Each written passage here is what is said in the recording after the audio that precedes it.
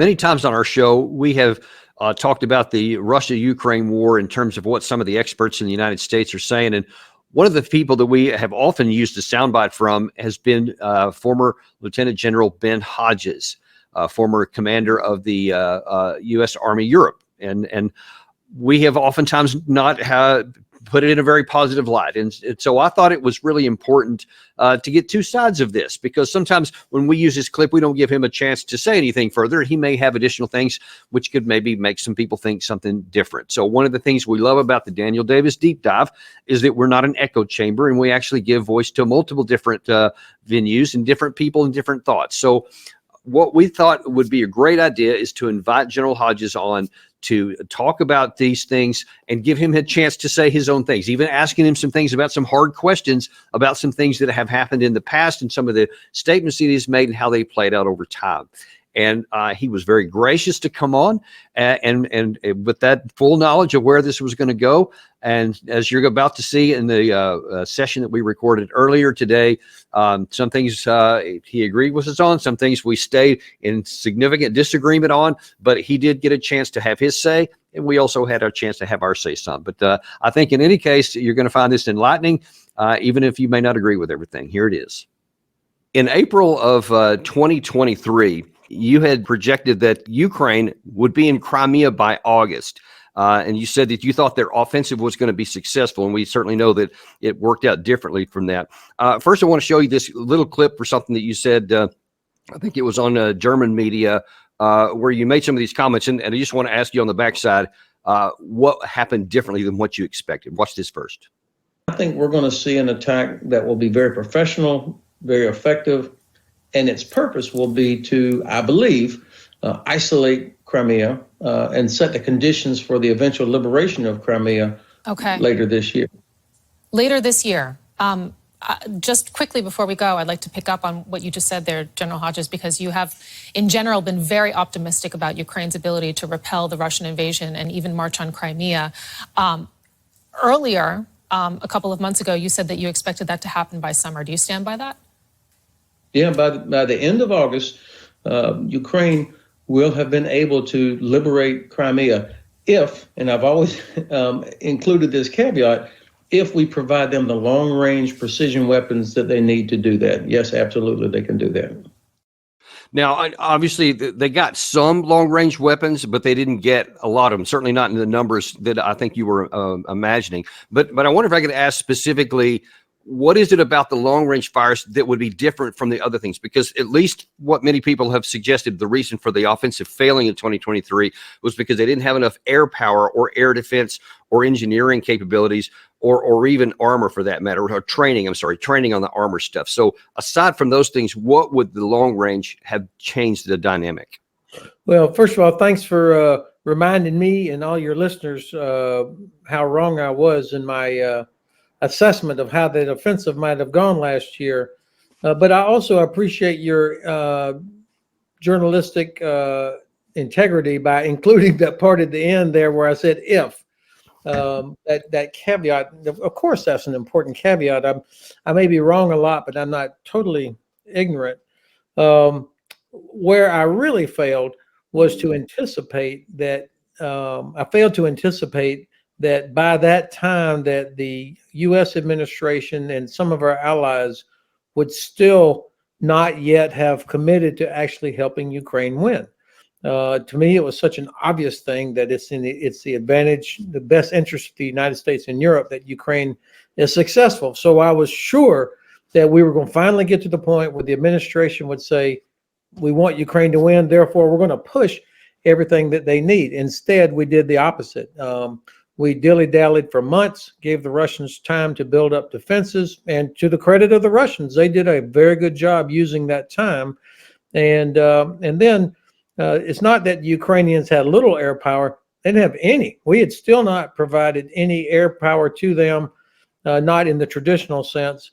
And we would never have sent an American soldier on an attack like that without having already established total air superiority. So my optimism was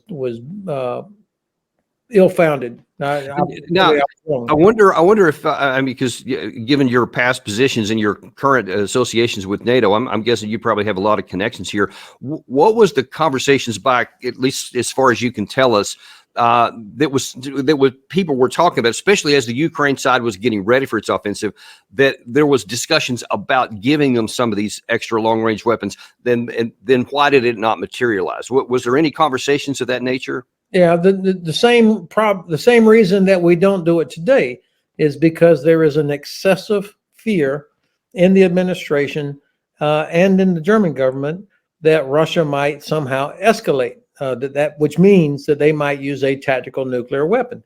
I think there is almost zero chance that they would use a nuclear weapon because there is no benefit to Russia to use a nuclear weapon. There are only downsides. For the Russians, the benefit comes from the threat, because they see it's working, that on the U.S. Government, that we have failed, despite all the good things that have been done, we have failed this critical task of establishing the strategic objective that we want Ukraine to win, and then moving forward, giving Ukraine what they need. Now, and I put this 100% on this excessive fear in the White House, National Security staff, and I think also amongst some of the leaders in the Pentagon that, oh my God, Russia might use a nuclear weapon. So I think that's our problem. So we got to get past that point. Yeah, and I want to talk about that in a little bit depth, a little bit further in our conversation here. But I want to stick on this point here for a second, because if I'm putting myself in the position of Zaluzhny, Commander Zaluzhny at that time, and if I didn't have any air power, and I now was known when it was getting close to G-Day that there wasn't going to be any long-range missiles either, it seems like it would have been wiser to say, all right, we're not going to do this because I can't. I remember from the training I got while I was in U.S. Army Europe with the 1st Squadron, 1st Cav of 1st Armored Division, that we're not going to be making an offensive into a prepared defensive position if I have no air cover at all. So I wonder if you have any insight into why they chose to try anyway without those capabilities. I think that there was some hubris, probably, that I mean, the Russians were. Let's remember where things were in the early summer. They were definitely on the back foot.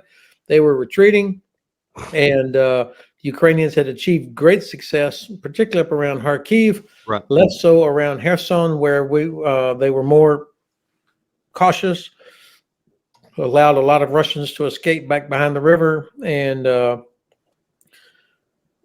but I think there was some over-optimism from watching that, and I have to put myself in that same camp. But also, I believe that there were a lot of people, there was pressure from the Pentagon to do this, that there was a debate, let's say, between the U.S. and Ukrainian planners, excuse me, about how to go about doing this. And the Ukrainians know the Russians better than we will in 1,000 years. They know the Russians and how to fight against Russia. And I think this was a debate here between the sides about what to do. And it always felt to me, and I wouldn't share inside information if I had it. I don't have it. I can only base this on what I have gleaned from all the different conversations, is that I think we pressured them to go ahead and do this because we thought, look, the Russians, you can do this. You got some Bradleys, you got some Abrams, you got this. And we failed to appreciate, the U.S., I think. Yeah. So just as someone who commanded, a theater level military there with the U.S. Army, so you understand how I was in a battalion size organization, but you were in command of the whole thing. So I'm sure it went through many series of exercises where you projected what we might do if we had to fight, a Russian incursion or whatever during the time you were there.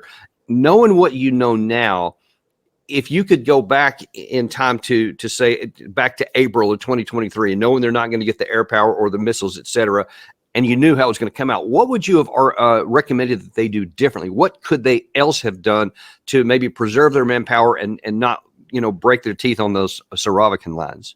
Well, if you allow me to go back in time, then of course would have advocated for continuing the pressure on the Russians, not giving them the chance to just dig in on these defenses, that to apply the pressure down in the Kherson region as well. So depending on how far back you let me go, that as far back as you want. Yeah. That was an important part of the process, was that the Russians had the time, and we did not give the Ukrainians the ability to do anything to really preempt Russia from digging in these defenses. And I remember thinking, okay, a bunch of dragon's teeth. To their credit, they did what their grandfathers did. I mean, it was enormous, deep minefields and so on. And and what would the trade-offs have been? Because I remember, and I'm trying to get my sequencing right in my memory here, but the time when they were actually physically receiving the Leopards, and I think they got some Strikers and then some Bradleys, et cetera. But then there's obviously a requirement that you have to train up on them first, or even to get some of the other NATO training they were given. So, because I've often heard that is one of the reasons why they didn't strike earlier, even though they could see Russia building those lines. And it makes sense. If you can attack them before they got the lines built, then it's going to be a lot better. But then there's also the issue of having trained and have the sufficient logistics for all the supply parts and the ammunition and fuel, all that kind of stuff to sustain. Was there a break point where you could have said, I'm going to take some risk with insufficient training here, but before they are, and where might that point have been for you? No, I would. Well, first of all, the premise of your question is that they had to have Abrams and Leopards for this attack to be successful. And what I'm saying is, knowing what we know now, because you would never, unless your life depended on it, you would not want to send anybody into combat that was not properly trained and prepared, and that you had the sustainment necessary to employ these weapon systems. So I think looking for other ways. Look, Crimea is the decisive terrain of this war. And I really had thought that if this Ukrainian counteroffensive was successful, that it would lead to the further isolation of Crimea. And the way you liberate Crimea is through isolation of it and then making it untenable. But that depends on having long-range systems. When you say that, that's a phrase I've heard you use a bunch of times, make it untenable. What does that mean, actually? That means that the Russian Air Force is not able to fly out of there, or that the Russian Navy is not able to operate there. So destroying seaport facilities, destroying airfield facilities. And to do that, what the Ukrainians have done so far is a combination of special forces, drones, and long-range strike. What they need, obviously, is more of these long-range weapon systems that could reach the Russian airfield at Zhenkoy and Saki, and continue to hit the port facilities around Sevastopol. They've by and large achieved this to some extent, because the Black Sea Fleet has pretty much abandoned Sevastopol. So it has become untenable for the Russian Navy. The Russian Air Force, I think, is still doing some operations out of there. They're still launching some drones from there. So that's what I mean, is you isolate it. And that's still underway too, except for the bridge. And that big bridge is going to come down one of these days. But the Ukrainians have methodically destroyed the ferries, the large ferries that bring rail cars and big, heavy cargo across Azov Sea. And the railroad that the Russians have rebuilt there from Rostov that goes along the northern coast of Azov Sea. That'll be the easiest part of this to cut when they're ready. I see. Okay, so let's kind of moving up into the current era here, because it's going to get into that, at least that potential. So in this past February, you thought that the Ukraine side would win, but not until 2025. You said. So this is several months back and before many things have happened here.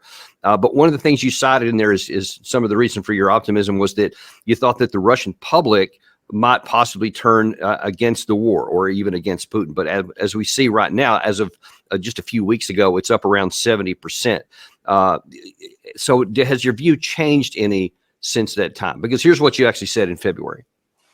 I think Ukraine is going to win this war, but not in 24. I think 2024 is the year before the decisive year. So this year is going to be about fixing the personnel system, building up industrial capabilities, continuing to chip away at Russia's logistics and chip away at the population. I just don't believe that the population of Russia is going to continue to accept the hundreds of thousands of casualties and the catastrophe that this war is for Russia. Now, I'm going to ask you what I think the really important thing here is to ask what your definition of win is, because I think that's important. But before I do, I want to show you what Zelensky said just a couple of days ago, because his definition has seemed to have changed, because it had been for the longest time back to the 1991 borders. We're going to completely drive Russia out of our territories, etc. But now to Fareed Zakaria just a couple of days ago, he said this. Yes, I will speak with him how to strengthen ours before peace summit, to be in a strong position, because diplomatic decisions or solutions, they are good when you are strong. Otherwise, Putin will not even, take place in it. And I think otherwise they will be not interested in any kind of circumstances how they can stop the war. That's why I have the plan. Yes, victorious plan, because for us it's victory, to be very strong and be ready for the strong diplomacy. So now he's saying that his victory plan, which apparently he's going to give to Biden just in a day or two from now, is about getting in a good negotiating position, which is very different than anything you said before. So when you say you think that they're going to win, what is your definition? Well, the definition that Ukraine had been using all along of actual win, the strategic objective is the full restoration of Ukrainian sovereignty. That means going back to the 1991 borders. And that means, of course, Crimea is part of sovereign Ukraine. And as recently as just a couple of weeks ago, Secretary Blinken also repeated this, that's about sovereignty. President Biden has said it's about Ukrainian sovereignty. Now, that doesn't mean that the fact that President Zelensky, and he's the most important person in this whole discussion about, negotiations or whatever, that doesn't change the definition of win. But I think the president of Ukraine has to be thinking, okay, at least during the Biden administration, it doesn't look like policy is going to change about delivering certain capabilities, or that the U.S. is all of a sudden finally going to say, it's our advantage that Ukraine wins, let's give them everything they need. Hopefully, in the next administration, that policy will, that we will get to that point, a recognition that it's in America's interest that Ukraine defeats Russia, because it will isolate Iran and it will deter China. So that, if it gets to that, we're in a better place. But President Zelensky has to anticipate that may not happen. And so clearly, getting to as strong as possible a position in the absence of America committing to helping Ukraine win, that's natural. And I think a lot of other European countries are recognizing that if the U.S. fails to help Ukraine actually win, they can't let Ukraine fail themselves, because then you're going to end up with millions of Ukrainian refugees, millions more coming in, continued disruption of grain and energy coming out of Ukraine that affects prices for all of us, and then failure by the West to defend what we say is important. That's a terrible message for China. So I think that there are no pluses that come out of Ukraine having to negotiate away something where they lose Crimea and that Russia is rewarded. But so let's pull back to the time frame that you mentioned there. Let's say between now and December 2025. Let's say that President Biden just said, you know what, General Hodges, whatever you think we should do, I'm just going to sign. Here's the blank check. You just fill in the amounts, whatever.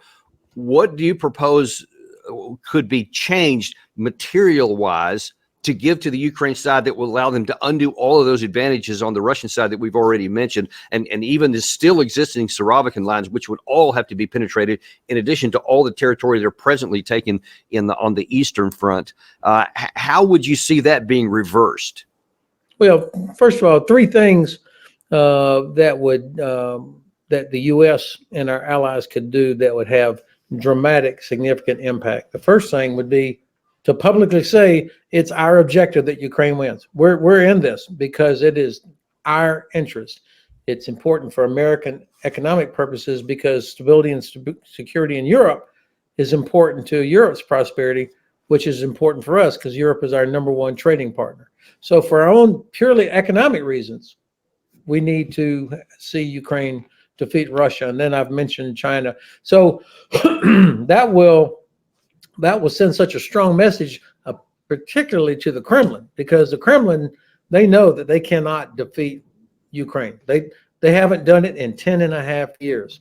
After 10 and a half years, they occupy only about 18% of Ukraine. 10 and a half years with every advantage and at enormous cost. So that would be a powerful message to the Kremlin that we were committed to actually helping Ukraine win. And so that would shatter Putin's idea that he just has to wait us out. That's #1. The material thing would be, of course, the delivery of actual capability. We have fallen way short of actually delivering what's been promised. Stand fast, what we haven't yet promised, what has been promised has not been delivered. And this is, I have to say, reveals a lack of urgency and a sense of we want to help Ukraine win.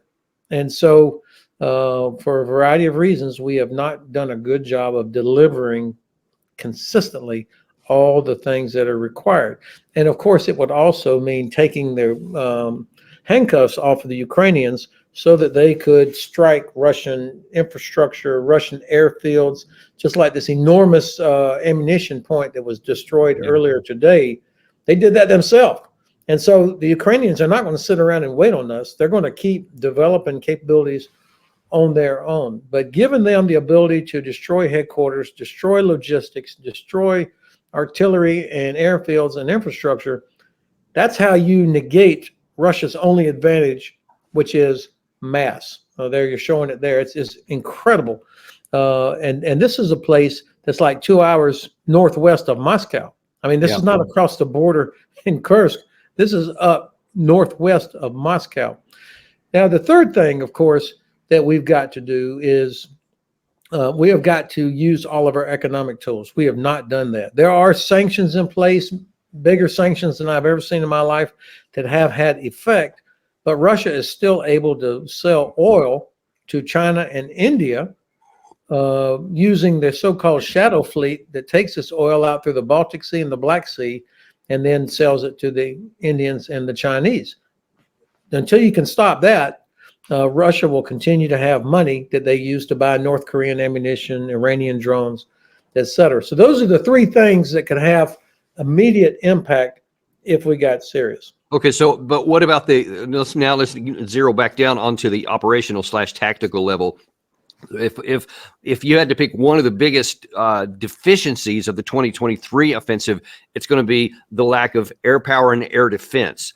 So how do you see those two getting resolved? Because if the Ukraine side, even if they do the long-range missiles and the declarations, everything else, they still don't have an air force that can overcome the United States. And I remember very famously in November 2022, where then Chairman of Joint Chiefs of Staff General Milley said, hey, Russia has like nearly 1,000 4th and 5th gen fighters. So even if we gave them F-16s, it's not going to change the balance. If you gave them like 100 of them, even that's not going to change the balance. What could change the balance that would make the tactical possible to drive them out?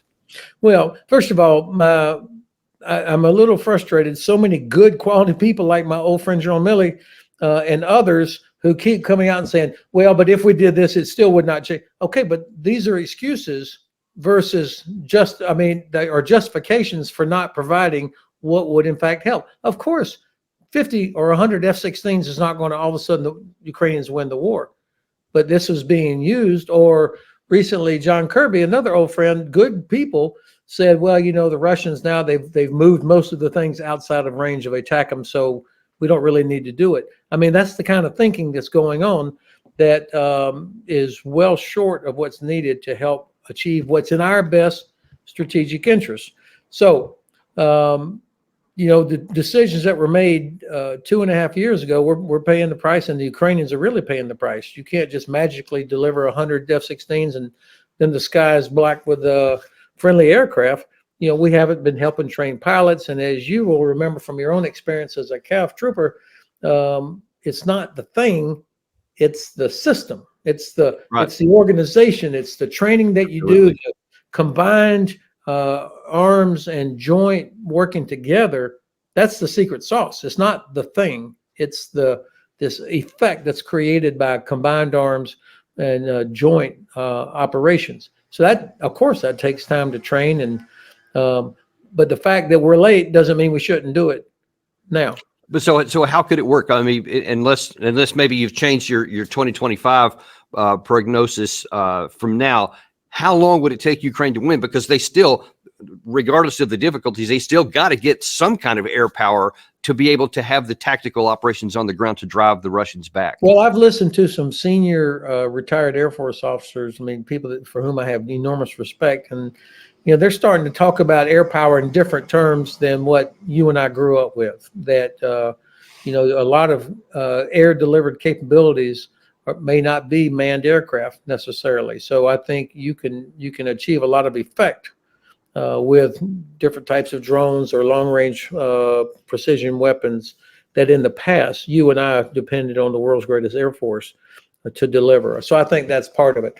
Obviously, at this point now, again, I was overly optimistic about the administration finally getting serious about winning, and they're dug in as deep as they have been because, again, I think there's this excessive fear that Russia will somehow escalate. So, what can we achieve by the end of this year? I think that, first of all, I will stick with my assessment of the significance of the Russian population. Let's break that down.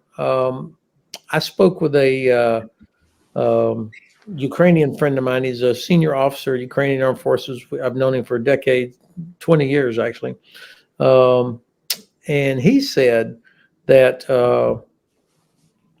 when I asked him, I said, "Who in Russia? I mean, how do you attack the population? How do you get reach them psychologically?" Because we all know that part of the reason supposedly that the Soviet Union left Afghanistan was because these mothers were out there complaining about their sons dying in Afghanistan, and that put pressure on the government.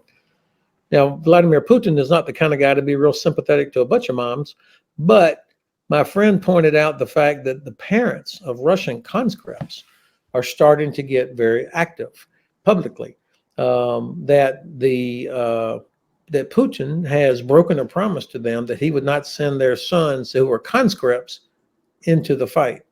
Well, obviously he is. And so now there's the potential for finally some families to begin to exert pressure. And these parents are in their late 30s, early 40s. So that is a factor. And then I spoke to another guy yesterday, a Russia expert, years of living in Russia, business there. He's an American. And he is noticing that in the Duma, the Russian parliament, that you're starting to see more and more criticism coming from members of the Duma. That's new. And then finally, the third sort of ring of Russian influence inside the country are the oligarchs.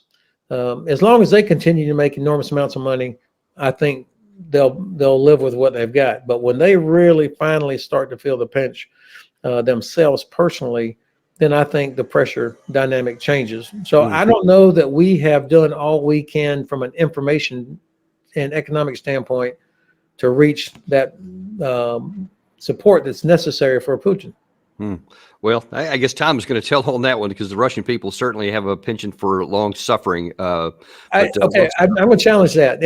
I meant to challenge earlier. You're 71% of a poll. You can't possibly be serious about any poll that comes out of Russia. I don't trust them.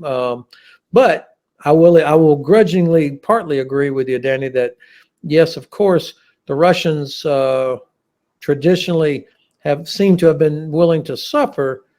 But I think I understand it as more of like apathy that they, for centuries, that's been their life.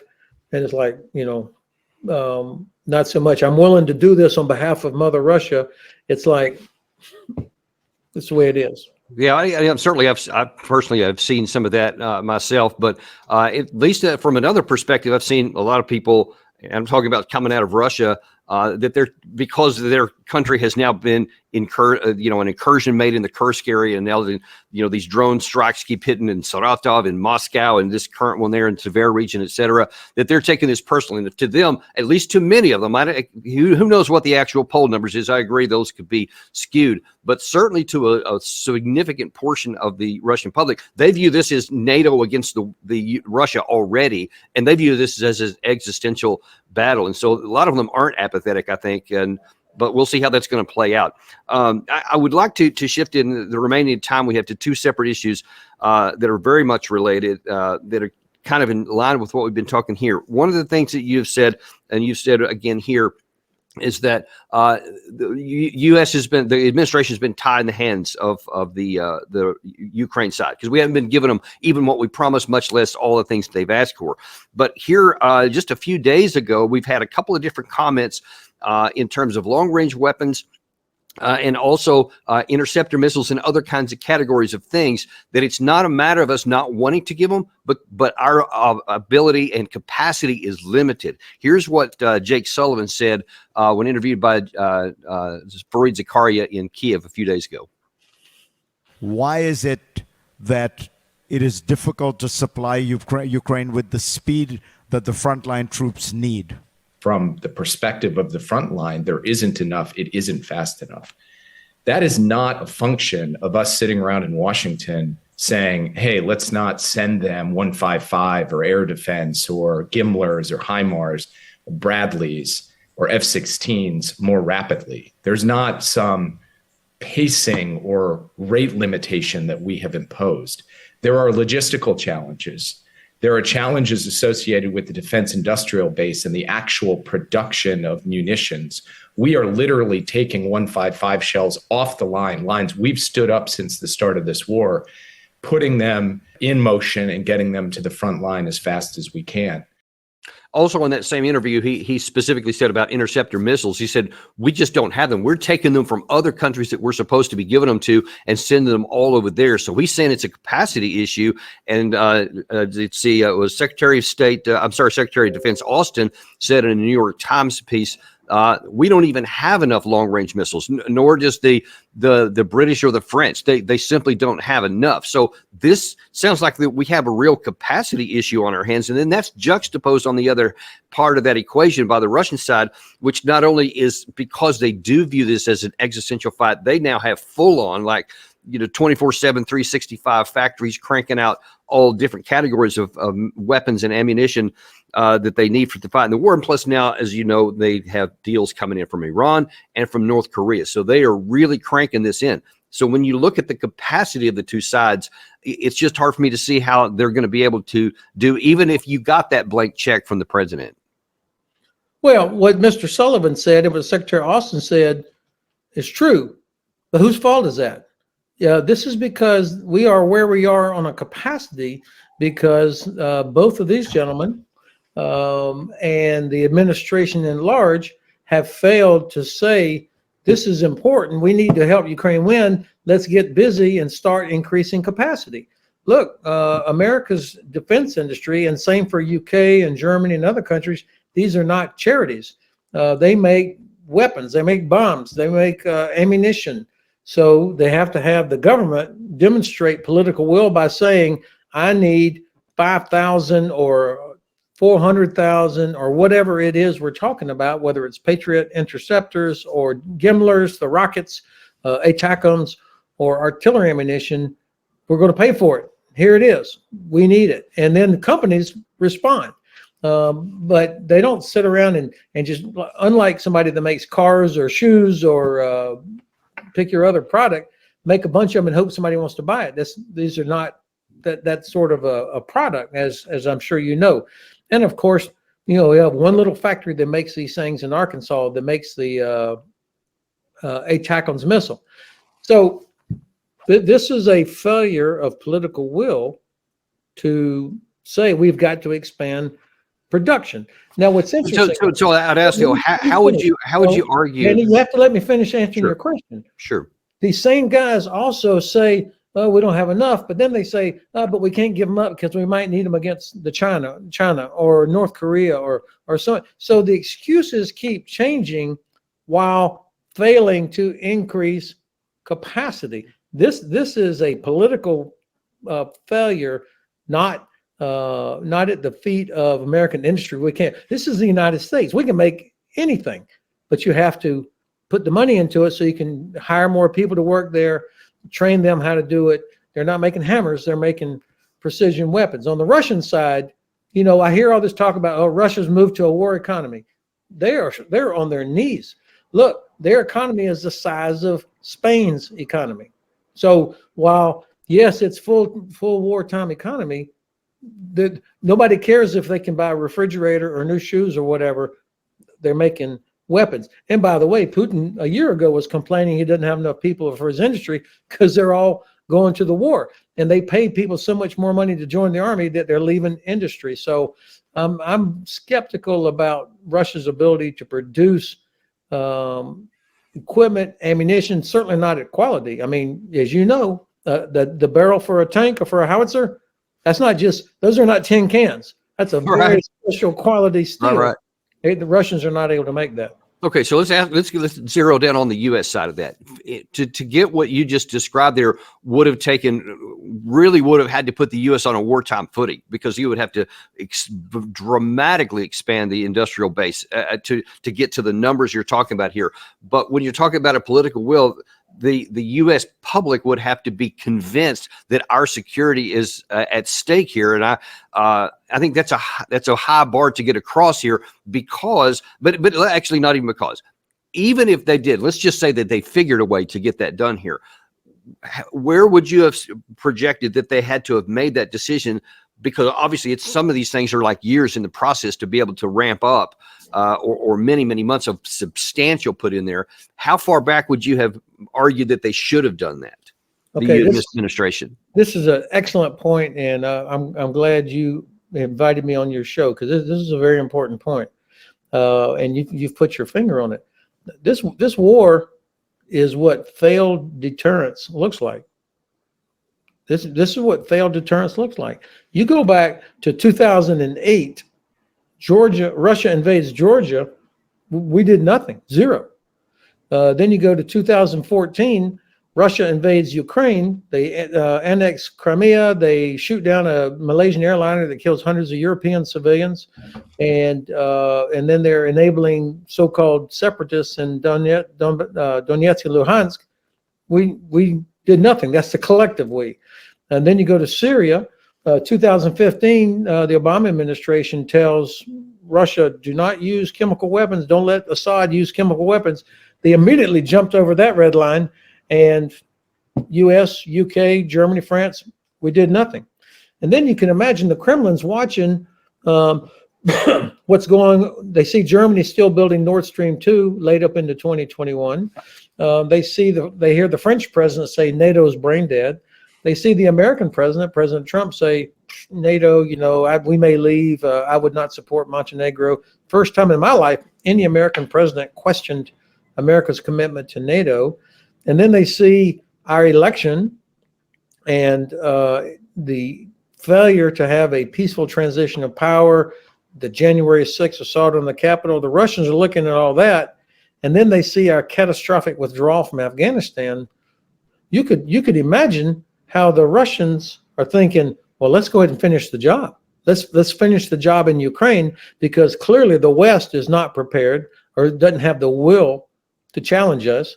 You go back to George W. Bush. I looked into Putin's eyes and I saw his soul. And then every president since him has failed to appreciate who and what Putin is. So how do you address the counter argument that it's not weakness, but it's aggressiveness on the fact that even after the Georgia issue, that NATO still said we're going to come up to your border, even though the Putin had said that is genuinely a red line, NATO on our border in Ukraine specifically, and the fact that we continue to press forward made him say, all right, that's it, because we're not going to allow this to happen, as the U.S. wouldn't. If China or Russia wanted to have an alliance with Mexico or Canada, for example, we would react that way. How do you say that argument is not valid? Well, that's a real good use of Russian talking points, Danny. That's you know U.S. what? That's U.S. To be honest, that's U.S. talking points. That's what I would do if it was my country. It's not Russia. It's like if we think that we would do something, why do we think they would do something different? Because the ultimate objective is our security. So how would you say, again, because we have to look at it from their perspective in terms of their actions or counteractions. So how do you view that they shouldn't feel that way? Well, first of all, we did try after the end of the Cold War to partner with the Russians. We had Russian troops with us when the NATO IFOR, the implementation force, went into Bosnia in 1995 to implement the Dayton Peace Accord. We invited the Russians to be a part of that. So we have opened the doors, invited Russia to join all these different international. So we did try to work with them. The real question, I think, is why is it that every former Warsaw Pact country and many former Soviet republics, the very first opportunity came knocking on the door of NATO saying, please let us in. So NATO doesn't expand up to the border of Russia. That's the Russian characterization.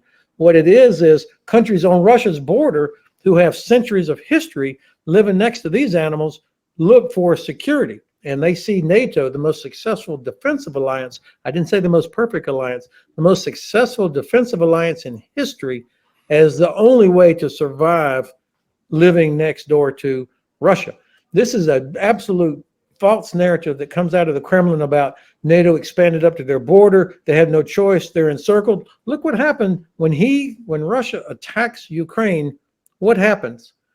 The part of NATO that touches Russia, always the safest part of the Russian border, by the way, it just doubled because now Finland said, wow, we need to join NATO finally. Sweden, neutral for decades. We need to join NATO because they see what Russia is doing. Right. So yeah, no question about that. No dispute with I that. reject this notion that somehow, well, we have to look at their side. We've been looking at their side. That's our problem, is that we were always willing to somehow listen. Well, maybe they have a point. And so the Russians just laugh their ass off and keep moving because they see we're not going to. And this is all parties. This is not a Republican or Democrat thing.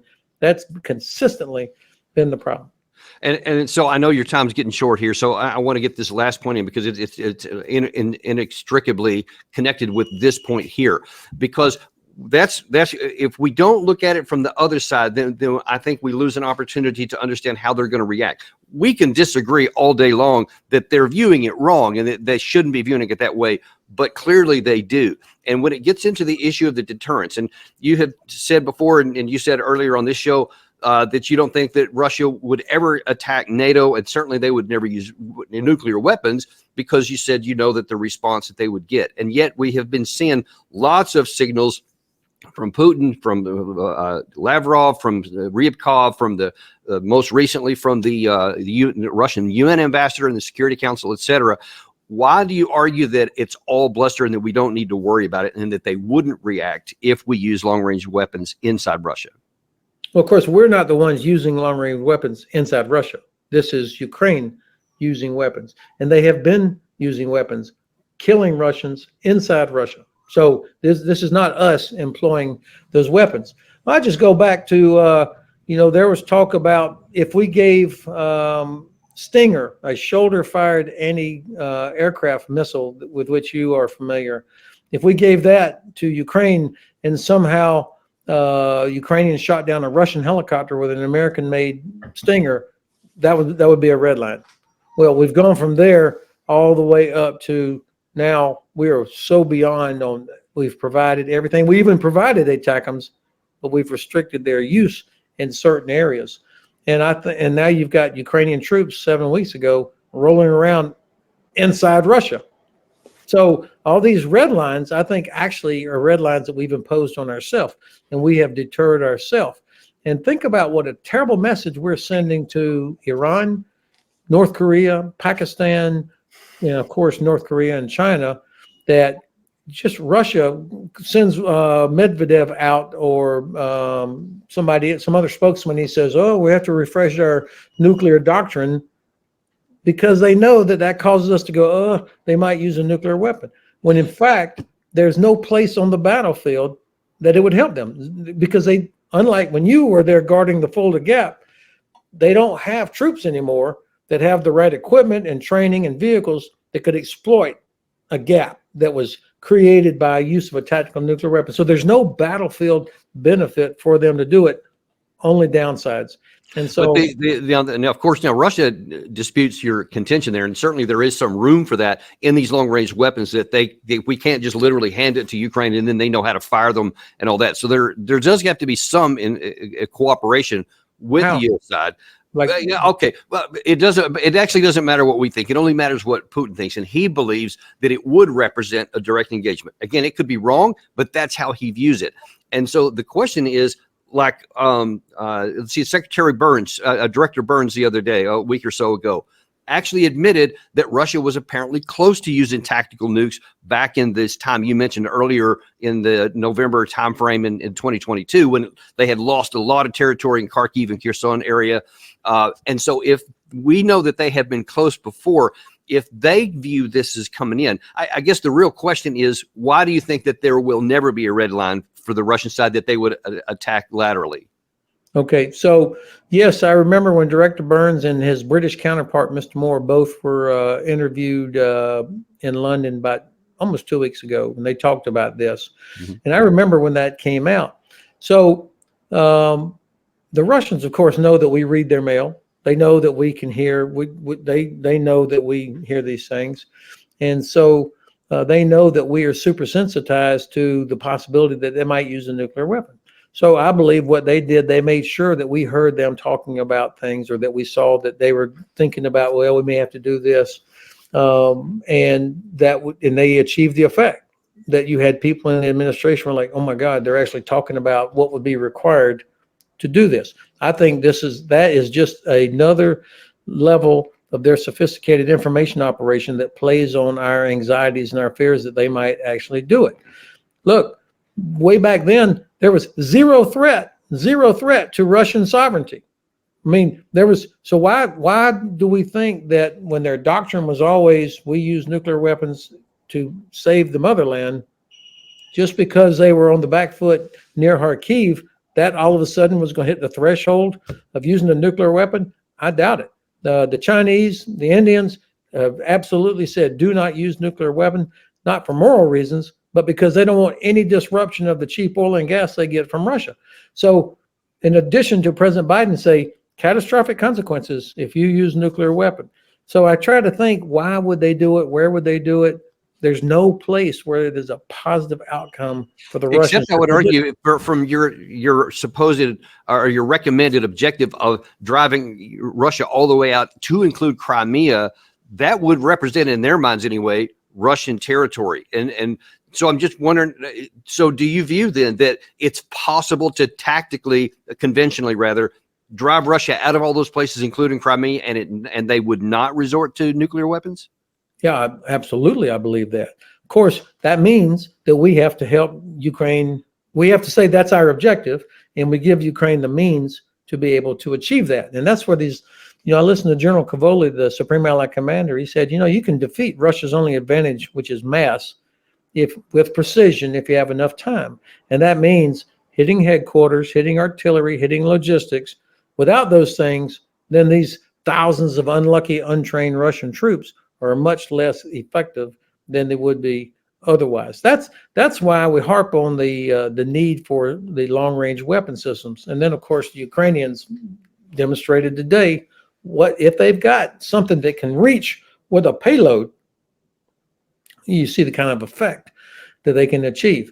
Now, look, I think you think that I'm probably oversimplifying or minimizing the challenges. Obviously, I was overly optimistic before, so I'm probably more sanguine about it. That's not the right word. I'm more cautious than I was before about how fast this could happen. But ultimately, we need it to happen. It's in our benefit. Number two, it depends on us. If we don't, the Ukrainians are not going to just roll over, because they know what happens when the Red Army shows up, and the Poles know what happens. They're not going to sit behind the Vistula. They're going to come into Western Ukraine, because they know that how that movie ends otherwise. And so now you've got a NATO country that is potentially in direct contact with Russia It's much better that we help Ukraine defeat Russia in Ukraine.